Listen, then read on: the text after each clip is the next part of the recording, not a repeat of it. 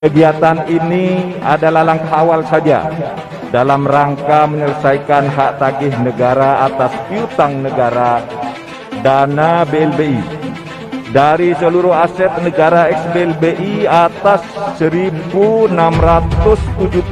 bidang tanah dengan luas total lebih kurang 15.288.175 meter persegi.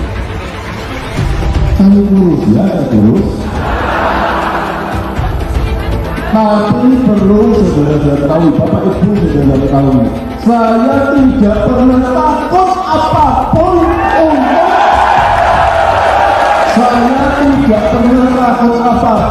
untuk kepentingan nasional kita, untuk bangsa kita,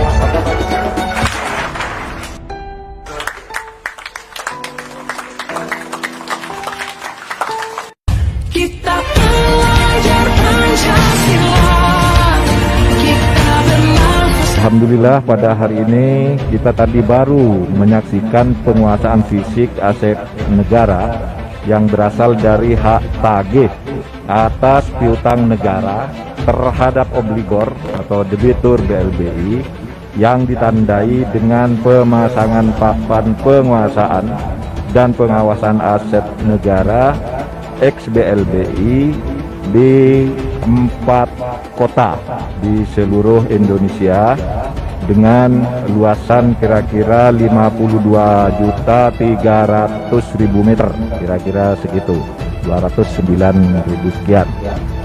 Saat ini kita berada di salah satu aset properti yang telah dikuasai oleh negara, yaitu aset properti ex debitur PT Lipo Karawaci, ex Bank Lipo Group, yang diserahkan kepada BPPN sebagai pengurang kewajiban WLBI.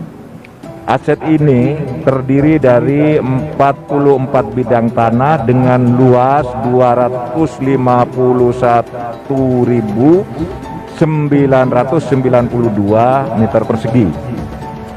Selain itu, pada hari ini, Jumat tanggal 27 Agustus 2021, dalam tahap pertama dilakukan hal serupa, yakni penguasaan dan penguasaan negara atas aset properti ex BLBI yang lain-lainnya, di mana aset properti tersebut terletak di beberapa wilayah di Indonesia. Tadi sudah saya sebutkan, ada Jakarta, kemudian Tangerang, Medan, Pekanbaru, Bogor, Surabaya, dan Bali, yang keseluruhannya terdapat atau terdiri dari 114 bidang tanah dengan luas lebih kurang 5.342.346 meter persegi. Pemulihan hak negara dari hak tagih terhadap piutang negara dana BLBI mutlak dilaksanakan sebagai realisasi kewenangan negara terkait penyerahan aset-aset obligor dan debitur yang telah diakuinya sendiri di dalam akte pengakuan utang, Master Recognition Agreement, atau kegiatan ini adalah langkah awal saja dalam rangka menyelesaikan hak tagih negara atas piutang negara dana BLBI dari seluruh aset negara ex BLBI atas 1.672 bidang tanah dengan luas total lebih kurang 15.288.175 meter persegi. Oleh sebab itu, meskipun sepenuhnya kita akan usahakan selesai sebagai hukum perdata atau melalui proses-proses perdata, bukan tidak mungkin jika nanti di dalam perjalanannya bisa mengandung atau disertai dengan tindak-tindak pidana. Misalnya pemberian keterangan palsu, pengalihan aset terhadap yang sah sudah dimiliki oleh negara, penyerahan dokumen yang juga palsu dan sebagainya. Nanti itu bisa saja menjadi hukum pidana.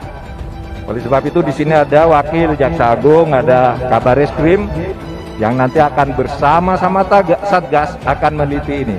Kami berharap ini bisa selesai sebagai hukum perdata sesuai dengan tenggat yang diberikan oleh Presiden, yaitu bulan Desember tahun 2023. 22 tahun yang lalu, tahun 97, 99, 98, 99, terjadi krisis keuangan di Republik Indonesia.